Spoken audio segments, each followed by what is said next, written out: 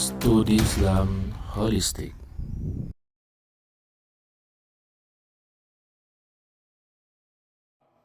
Yang ketiga adalah ilmu nahwu atau sintaksis terkait dengan kalimat atau struktur kalimat. Mari kita lihat, kalau lughah makna kata. Kalau sharaf perubahan kata, juga kata. Beda dengan nahwu, dia tidak lagi berbicara terkait dengan kata, tapi dia lebih berbicara membahas terkait dengan namanya kalimat. Satu kalimat terdiri daripada kata-kata.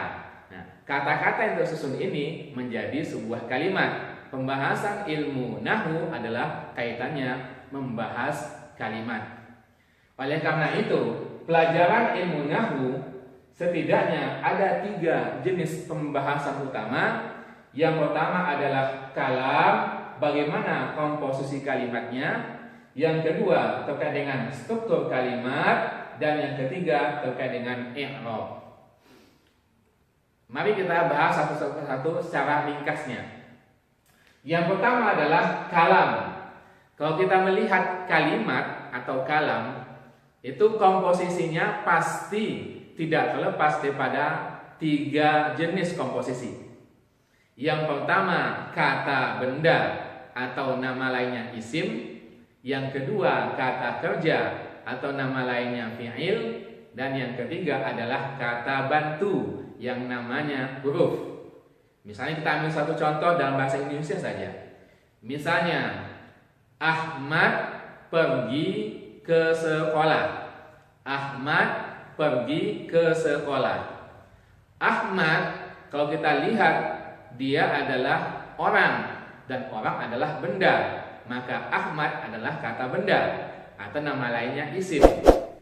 Kemudian pergi adalah kata kerja, maka nama lainnya adalah fi'il. Ke, kata bantu. Kemana? Ke, kata-kata ke, di atas, di bawah, dan sebagainya adalah kata bantu. Dinamakan dengan huruf. Sekolah, tempat juga adalah kata benda. Maka Ahmad pergi ke sekolah. Ahmad kata benda isim. Pergi kata kerja fi'il. Ke kata bantu huruf. Sekolah kata benda isim.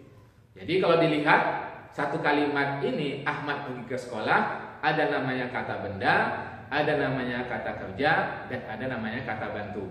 Dan begitu juga dengan kalimat-kalimat yang lainnya, pasti akan terdiri daripada 3 unsur. Yang pertama kata benda, yang kedua kata kerja, dan yang ketiga adalah kata bantu. Inilah pembahasan utama dalam pembahasan ilmu nahwu. Yang kedua, pembahasan utamanya adalah bagaimana kita mengenal namanya struktur kalimat. Struktur kalimat juga sama seperti bahasa Indonesia yang standar, bahwa kalimat bahasa Indonesia standar itu mempunyai struktur yang baku yang kita kenal dengan SPOK: subjek, predikat, objek, keterangan.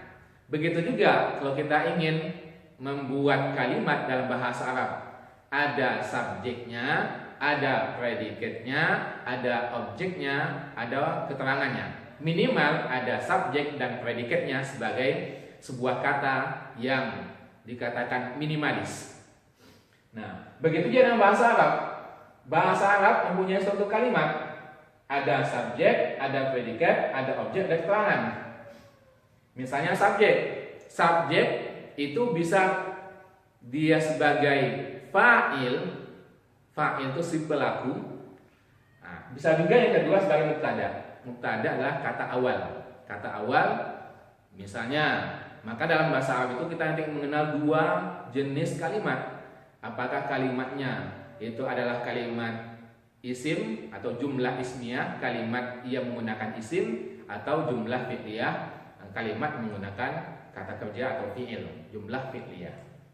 Nah, kalau dia sebagai jumlah fi'liyah, dia mempunyai fa'il, fi'il, dan maf'ul bih. Kalau dia sebagai jumlah ismiyah, dia mempunyai namanya mubtada dan khabar. Sebagai subjeknya mana? Adalah fa'il atau mubtada. Fa'il dalam jumlah fi'liyah, sedangkan mubtada dalam jumlah ismiyah. Nanti ada pembahasan khususnya. Begitu juga dengan predikat. Predikat jumlah fi'liyahnya itu adalah fi'ilnya, sedangkan untuk jumlah ismiyah adalah khobarnya. Yang ketiga, objek atau dikenal dengan maf'ul bih. Maf'ul bih adalah objek. Objek hanya ada di jumlah fi'liyah, tidak ada jumlah ismiyah. Begitu juga dengan selanjutnya keterangan, dzaraf dan lain sebagainya. Jadi paling standarnya kita mengenal namanya SPOK, subjek, predikat, objek, keterangan. Bagaimana kita membangun struktur kalimat menggunakan subjek, predikat, objek, keterangan dalam bahasa Arab. Inilah pembahasan kedua dalam ilmu nahwu. Adapun pembahasan yang ketiga, pembahasan yang lebih rinci dalam ilmu nahwu adalah namanya i'rab. Apakah itu i'rab? I'rab adalah baris huruf terakhir kata dalam setiap kalimat. Kalau kita melihat sebuah kalimat yang utuh, maka kalimat pasti terdiri pada kata-kata. Satu kalimat terdiri pada kata-kata.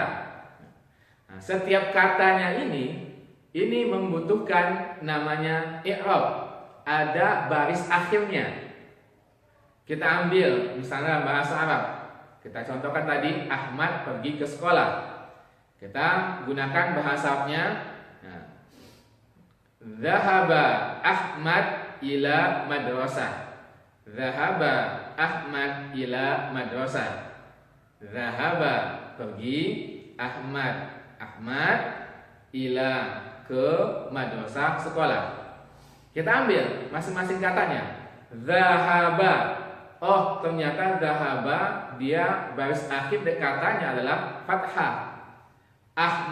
Ahmadu. Oh, ternyata huruf akhirnya adalah dhamma. Ila mati, sukun. Ila ada ya yang mati. Kemudian madrasah, al-madrasati. Ternyata artinya adalah kasrah. Jadi kalau kita lihat kata-kata zahaba Ahmadu ila al-madrasati, zahaba fathah, Ahmadu dhamma, kemudian ila sukun, ada matinya, ada sukun, yang ketiga al-madrasati kasrah. Oh, ternyata i'rab itu adalah bagaimana kita bisa membuat baris akhir setiap katanya ini berubah-ubah. Nah, itu belajar nama i'rab. Maka dalam belajar i'rab kita mengenal ada 4 macam jenis i'rab. Apakah dia rafa yang tanda utamanya adalah dhamma? Apakah dia nasab tanda utamanya adalah fathah? Apakah khafat tanda utamanya adalah kasrah? Dan jazam tanda utamanya adalah sukun. Makanya misal contoh al-faslu dhammah, tapi kita bisa mengganti menjadi innal fasla fathah nasab. Bisa kita ganti menjadi fil fasli kasrah khafat. Nah, perubahan-perubahan itu yang terjadi. Atau yadhhabu dhammah ujungnya, ayyadhhaba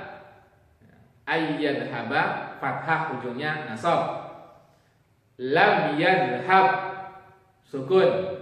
Nah, perubahannya itu dari dhammah fathah menjadi sukun, itu ada perubahan-perubahannya.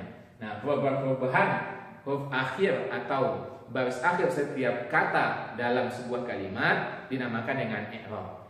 Nah, inilah pembahasan utama terkait dengan ilmu nahwu atau sintaksis. Yang pertama membahas komposisi kalimat, yang kedua membahas struktur kalimat, dan yang ketiga membahas baris akhir setiap kata dalam sebuah kalimat atau i'rab.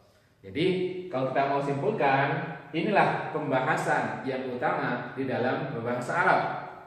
Pembahasan utamanya adalah lughah, bagaimana kita mengenal kosakata dan artinya, mufradat dan artinya. Yang kedua adalah sharaf, bagaimana kita mengenal timbangan masing-masing kata dan perubahannya atau dinamakan dengan tasrif. Yang ketiga, bagaimana kita membangun kalimat yang komposisinya ada kata benda, kata kerja, dan kata bantu. Itu dinamakan yang komposisi kalimat. Dan kita juga mempelajari strukturnya kalimat atau SPOK, subjek, predikat, objek, keterangan. Dan yang ketiga, kita juga mesti mengenal namanya i'rab, baris akhir setiap kata dalam sebuah kalimat. Itulah pembahasan ilmu nahwu. Mudah-mudahan 3 pembahasan yang secara ringkas ini, baik itu ilmu lughah, ilmu sharaf, dan ilmu nahwu, menjadi pembuka kita untuk mempelajari bahasa Arab yang standar, untuk mempelajari bahasa Arab yang secara mendasar, menguasai ilmu lughah, ilmu nahwu, dan ilmu sharaf. Mudah-mudahan bermanfaat. Wallahu muwaffiq. Assalamualaikum warahmatullahi wabarakatuh.